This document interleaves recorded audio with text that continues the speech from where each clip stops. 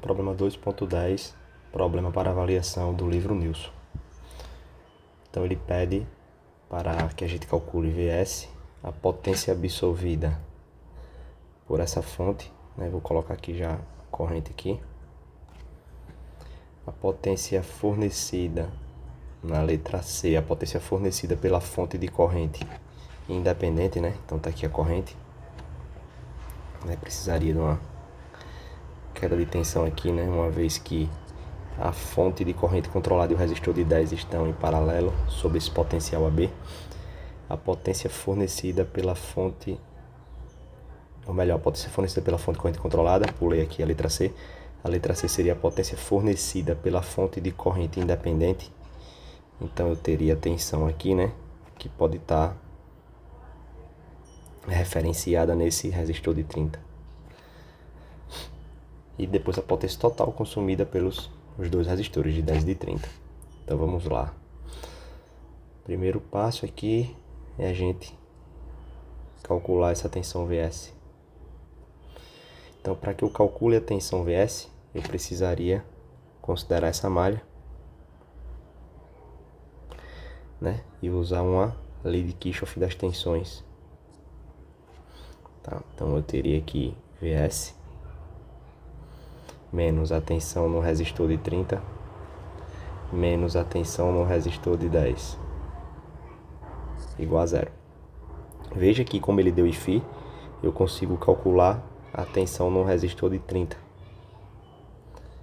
que seria 2 vezes 30, 60 volts. E a tensão no resistor de 10, que seria uma corrente, que eu vou arbitrar aqui no sentido dessa tensão em função do que ele pede nas letras, né? Então, veja que eu podia arbitrar essa corrente pelo sentido contrário, mas eu vou usar a lógica das alternativas aqui, considerando a conversão passiva. Então, eu tenho aqui 10. Tá? E esse 10, eu não conheço essa corrente. E o resistor de 10 também. Então, esse aqui eu não consigo determinar. Mas para isso eu vou usar a LKC no nó A. Com a LKC no nó A eu tenho 5 menos Φ menos 2 vezes Φ mais a corrente que entra I10 igual a zero. Então veja que I10 vai ser igual a 1 ampere.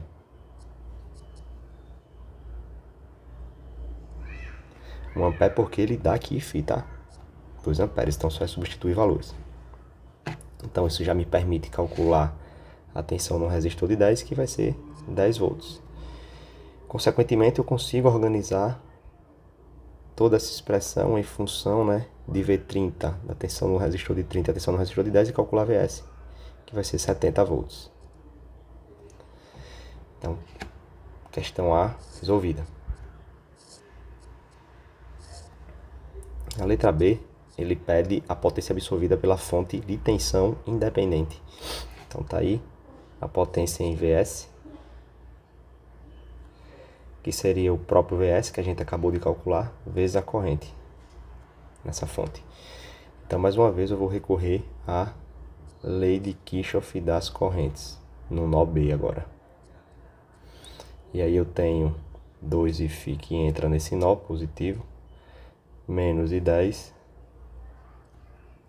menos IS, igual a zero. E aí IS será 2 vezes 2 amperes, 4, menos 1, 3, né? Eu fico aqui com menos IS, menos 3. IS é 3 amperes. Então, posso calcular a potência, que será 70 vezes 3, 210 watts. Na letra C, a potência fornecida pela fonte de corrente independente, ou seja, 5 amperes, essa fonte aqui. Então a tensão está estabelecida, né? Se eu pegar aqui esses dois potenciais A e C, a tensão aqui é 60 volts, né? 2 vezes 30, 60. Aqui é a mesma tensão que está estabelecida aqui na fonte de corrente independente. Então eu consigo calcular diretamente através da tensão e da corrente da própria fonte. Isso aqui me dá 300 watts. Letra D. Potência fornecida pela fonte de corrente controlada. Então 2Φ. Então posso ir também através do produto V vezes I. A gente percebe também que aqui, ó, eu tenho